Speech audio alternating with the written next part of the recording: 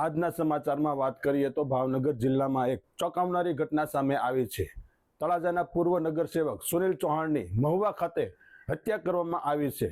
નમસ્કાર દર્શક મિત્રો, બી ન્યૂઝમાં આપનું સ્વાગત છે। હું છું પ્રવીણસિંહ।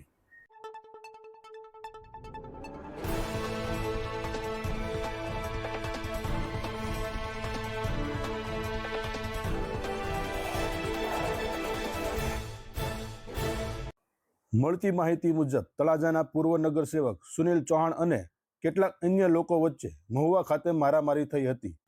આ મારામારીમાં સુનિલ ચૌહાણને ગંભીર ઈજાઓ પહોંચી હતી। ઘટના બાદ સુનિલ ચૌહાણને તાત્કાલિક સારવાર અર્થે તળાજા સરકારી હોસ્પિટલ ખાતે ખસેડવામાં આવી રહ્યા હતા, પરંતુ દુર્ભાગ્યવશ રસ્તામાં જ તેમનું મૃત્યુ થયું હતું। આ ઘટનાને પગલે સમગ્ર પંથકમાં ખળભળાટ મચી ગયો છે।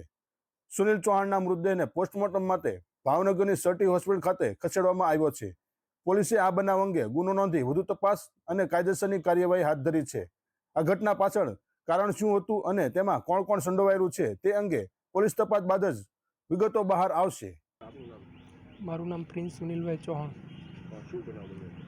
ગઈ રાત્રે મહુવા મુકામે મારા ફાધર તેના કામ બાબતે ગયેલા। ત્યાં તે જ ગામના મહુવા ગામના હરેશ ઉર્ફે ડામરિયો અને કુલદીપ ઉર્ફે જીગો, તે બંને મળીને મારા ફાધરની જૂની અદાવતને લઈને કાલ રાત્રે હત્યા કરી છે ચાકુ વડે।